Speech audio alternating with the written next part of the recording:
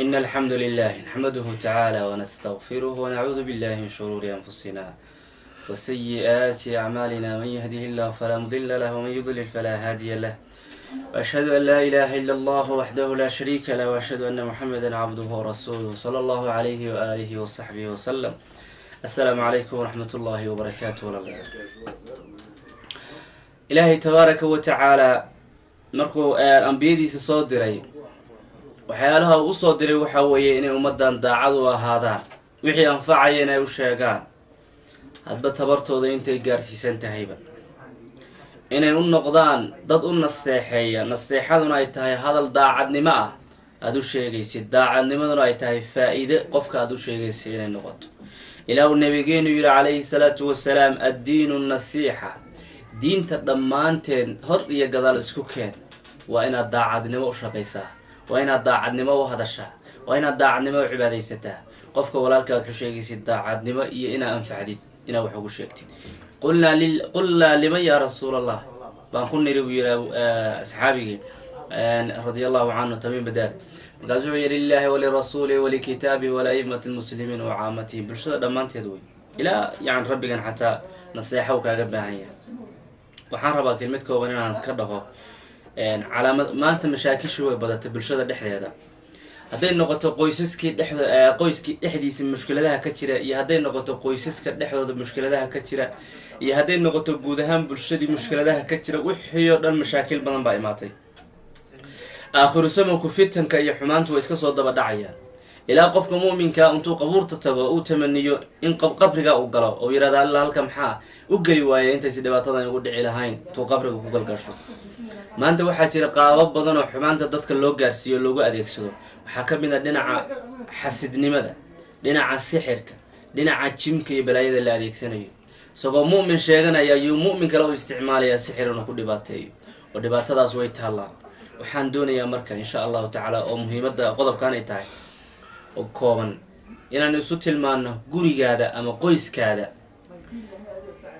haddaad ku aragtid calaamadaha noocaana, gurigan waxaa lagu asiibay xasadnimo iyo il qumayo iyo xasadnimoa ku dhacay gurigaan haddaad aragtaan gurigiioo mashaakil ka dhex taagan tahay, mashaakishaasoo sabab keentay aan la garanayn, wax keeni lama garanayaba. gurigaasi waa guri lagu asiibay sixir iyo il ama xasad lagu asiibay. calaamadaha maxaa ka mid a oo mushkiladii qoyska dhexdiisii ama ninkii iyo xaaskiisa qabay ama caruurtii ama qoyskii dadkii mushkilad dhex imaata sabab la-aan, sabab ma jirto.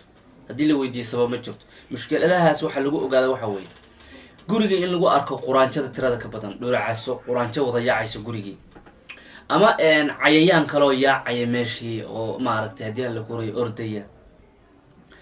iyadoo maca daalika gurigii nadaafadiisii maalin kasta laga shaqaynayo, waa la nadiifinayaa, nadaafadiisii waa joogto in la nadiifinaya, haddana qashin iyo maaragtay cayayaanka xasharaadka iyo dhowracasada waxaas inay yaacayaan ka suulimayaan. waa guri il ama xasad lagu asiibay gurigaas. ama ifkii ama layrkii baa gubanayaba, faynuusta usheedna wayba iska gubanba, wax gubay lama yaqaan. layrkii lasoo geliya laambadii waa iska gubanaysa, wax gubay lama yaqaan oo wax joogtaa. waxa nooca waxay tilmaamaya gurigaan in lagu asiibay. waxyaalaha kale ayaa lagu garanaya waxaa ka mid a gurigan il ama xasadan ku dhacay lagu taabtay. waxaa lagu garan karaa yacni yacni xun, urtaasoo guriga yacni haddii alla ku uran yahay kasoo baxaysa, lamana fahmi karo. waxbaa soo uray, waxa soo urayana lama garanayo waxay yihiin, meeshay kasoo urayana lama garanayo. khaasatan gaar ahaan qofkii isha ama xasadka lagu taabtay ee guriga ku noolaa ayay urkaas ama waxyaalahaasi laga yaaba mararka qaarkood inuu dareemo oo inta badan asaga xaggiisa ay ka imaato. taana waa il iyo maaragtay dee alla ku uran yahay xasadnimo wey ayaa keenaysa. ama waxa haddii alla ku uran yahay korontadii ayaa marba qarxin marba si ah, mushkilad baa guriga ka jirta sababteeda aan la fahmin oo sabab la-aana guriga ka jirta. waxaa kaloo kamid lagu garan karaa dadkii oo ku dhaco wahsi, qoyskii reerkii wahsi ku dhaco, ninkii wixii o dhan baa wahsi ma shaqaysanayaan, ayagoo dhan baa haddii alla ku uran yahay dadkii khumuul baa ku dhacay, si bay u taagdaran yihin, waa dad xasad lagu qabtay oo la ileeyey oo ilqomayo lagu tuuray. laakiin calaamadaha marka aanu ka nimaano waxay doontaba ha noqota calaamadahaas si kastaba ha ahaato, cilad kastaba dareen dariiqada lagu cilaajiyo amba yacni lagu daaweeyo isla garan.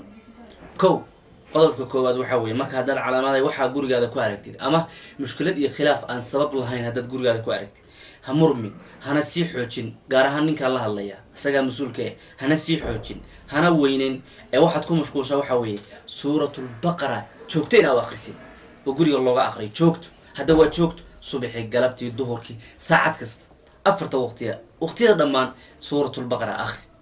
haddiina akhrinta ka gaarin ku shida guriga cajalada oo dad ilaahay qur-aan baray baa qur-aankii duubay, cajaladaha daara ku shida, waa suuratulbaqara iiso gurigaada ka aamusi. iyo dhammaan wax kastoo laisku daaweeyo aayaadka iyo adkaarta nabi maxamed kasoo aroray adoo biyaha ku tufaya sida tahliisha oo guriga markaa ku firdhinaya oo maaragtay guriga ku rusheynaya, ama yacni guriga tiirarkiisa ama shubka uu ka dhisan yahay ama albaabadiisa adoo tahliishii lagu tufay ku rusheynaya, ku rushee oo yani insha allahu taala ilahay waa ka cafinaya. gaar ahaan aayatulkursi akrinteeda iyo suuratu lfalaq iyo suuratu nnaas iyo suuratu ikhlaas guriga in badan, guriga gaar ahaan qolkaad seexanaysaan in badan ku aqriya, in badan ku aqriya. waxaa kaloo dhegaysataan aayaadka gooni loo duubay meel kasta laga helayo isha iyo xasadka lagu daaweeyay ee gooni loo duubay, dhegaysigooda badi insha allahu tacaala. ishaan ama xasadkan ilahay baa kaa qabanaya tabaaraka wa tacaala. waxaa kaloo muhiima inaad guriga munkarka dhex yaalana aad ka suulisood ka fogeysid. haddii heesaha lagu dhex dhegaysan jiray, haddii fuxshiga iyo xumaanta lagu dhex dhegaysan jiray, haddaad adiga qaraabadaadii goysay, waxaasoo dhan zuuli oo meesha ka saar. ama filimaanta xunxun fuxshiga lagu daawan jiray, ama haddii alla kuuran yahay guri sagaar lagu cabo ama lagu qayla uu yahay, waxaasoo dhan ka nadiifi iska suuli waxaasoo dhan insha allahu tacaala.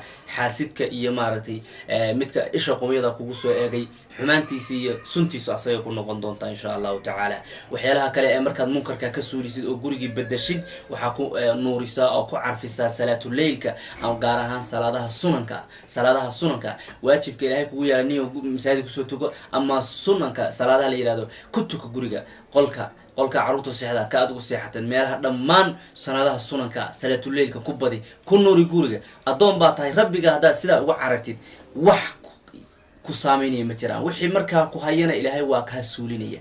laa taxzan markaa murugun, ilaahay baa albaabkiisa ku furan oo ku qacmaha ilaahay baa ku haatinaya. iska daabila aadadka kale iyo maaragtay daal xumaan falayaasha aayaadka ilaahay ku dadaala si aad iskugu daaweyn lahayn insha allahu tacaala. intaas ayaan doonaya inaan idinku baraarujiyo oo aan ugu faa'iideeyo qoysaska soomaaliyeed inay guryahooda sidaasi yani oola tacaalaan. ilaahay idinkiisna insha allahu tacaala waa filaya inuu ilaahay nagu anfaco. agtaadana mar haddaad kaliibkan uu kusoo gaaro, agtaada ha sii dhigin, adigu haddaa ka faa'iidee sii gudbe, si maaragtay kugu noqoto sadaqa kuu soconaysa, ajarna u kasbatid. salaamu ullahi calaykum waraxmat ullahi wabarakaatu.